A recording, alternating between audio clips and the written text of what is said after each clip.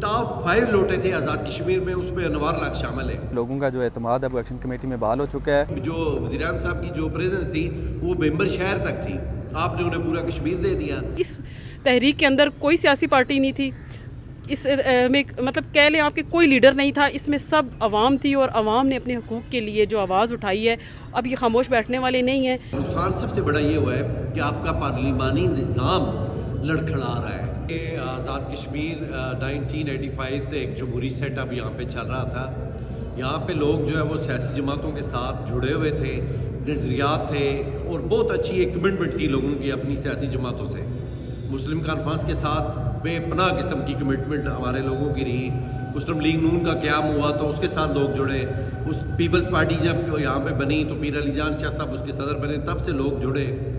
اب یہ ہوا کہ یہ اچانک سے ایک ایسا فیصلہ کیا گیا، کچھ ایسی قوتیں تھیں کہ جنہوں نے ایک فیصلہ کیا کہ ایک ایسا شخص جو آزاد کشمیر کے ٹاپ 5، جو ہماری ٹرمینالوجی ہے یا ہم اپنی زبان میں جسے کہتے ہیں لوٹے، جو ٹاپ 5 لوٹے تھے آزاد کشمیر میں، اس میں انوار لاکھ شامل ہے۔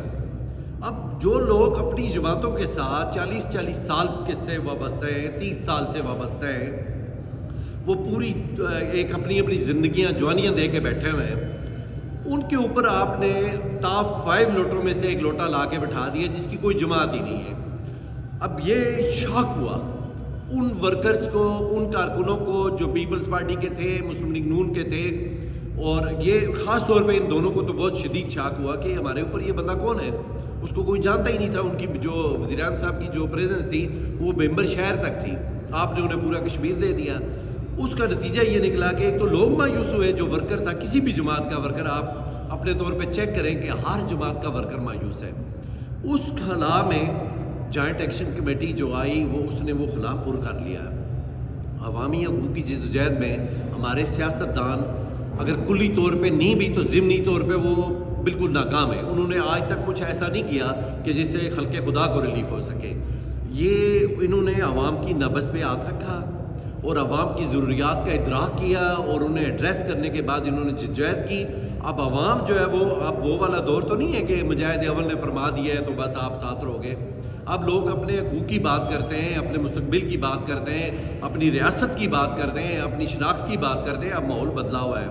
اب انہوں نے وہ ساری چیزیں ایڈریس کی کہ جو لوگوں کے ذہنوں میں چل رہی تھیں، اس کی وجہ سے خلق خدا جوائنٹ عوامی ایکشن کمیٹی کے ساتھ مل گئی۔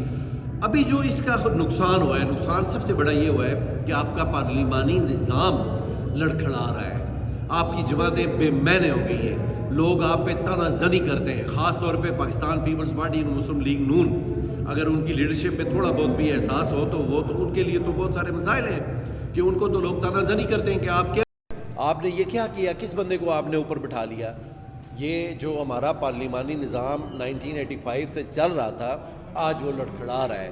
اور یہ اگر ہمارے سیاستدانوں نے ہوش کے ناخن نہ لیے، اگر وہ یوں ہی ایک دوسرے کی ضد میں یا کسی غیر مرئی دباؤ کے نیچے رہ کے اگر وہ یہ والی پریکٹس کرتے رہے تو یقینی طور پہ آپ دیکھیں گے کہ 1 سال بعد ان کا نام بھی نہیں ہوگا۔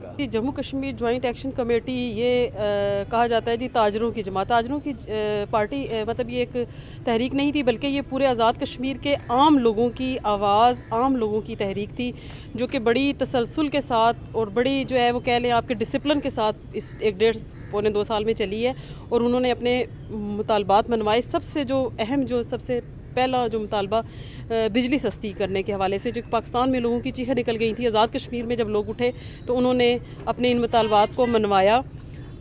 بلکہ یہ کہ پچھلی دفعہ رجسٹرز بھی گورنمنٹ کی طرف سے ہوئی، لیکن اس رجسٹرز کے باوجود بھی آخر حکومت نے جو ہے وہ جموں کشمیر ایکشن کمیٹی کے سامنے ہتھیار ڈالے اور جو ہے وہ بل کے اندر کمی کی۔ بلکہ پچھلے 3-4 مہینے سے جو بلز آ رہے ہیں اس میں جو پچھلا جو بلز لیے گئے ان کو بھی جو وہ کمپلسیٹ کیا جا رہا ہے لوگوں کو، سب سے جو بڑی کامیابی۔ اس کے بعد کچھ پوائنٹس کے اوپر تھا جس میں سب سے اہم پوائنٹ جو پچھلے 1-1.5 سال میں ہمارے بلکہ آنے والے 1-1.5 سال میں الیکشنز ہونے والے ہیں، نئی گورنمنٹ بظاہر نیا سیٹ اپ آنے والا ہے، تو 70 سال سے جو یہاں پہ جو ٹپیکل ایک سیاست ہو رہی تھی، جو پولیٹیشنز ہیں ان کے لیے یقیناً مشکلات ہیں، اس لیے کہ وہ عوامی حقوق کا نعرہ لگا کے ووٹس تو حلقے میں سے لے کے آ جاتے ہیں، لیکن وہ پنڈی اسلام آباد میں بیٹھ کے اسٹیٹس انجوائے کرتے ہیں۔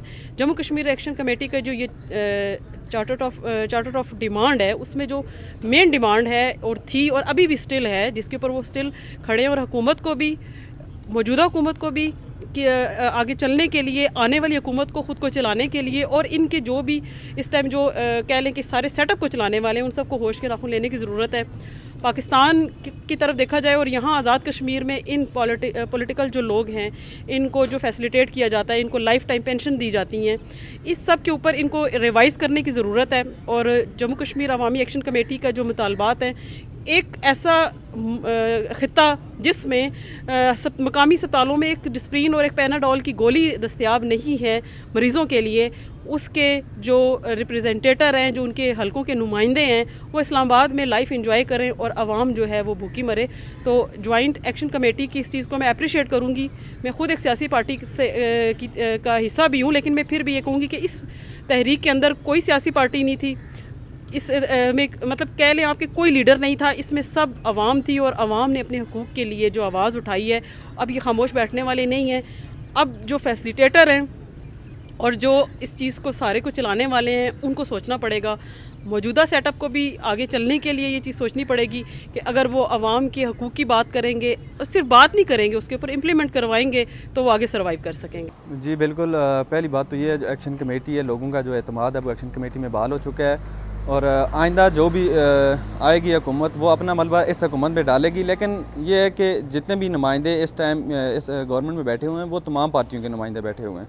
और मुझे बिल्कुल भी एक आम शहरी होने के नाते अगर देखा जाए तो हर बंदा जो है वो अपने नए एक लीडर की तलाश में है कि हम एक नया लीडर ला सकें जो लोगों का एतमाद बहाल कर सके। बहुत सारे यहाँ पे तमाम हुकूमतों ने मिलकर जो गवर्नमेंट बनाई हुई है, उसकी जो लोगों के काम नहीं हो रहा। मेन जो चीज़ है, लोग इसलिए एहतजाज के लिए निकले, एक्शन कमेटी को उनको पास एक प्लेटफार्म था, लोगों के पास मुहैया हुआ, तो उसकी वजह से लोगों ने एहतजाज किया। लोगों के एक काम होते हैं लेकिन एहतजाज के बाद होते हैं।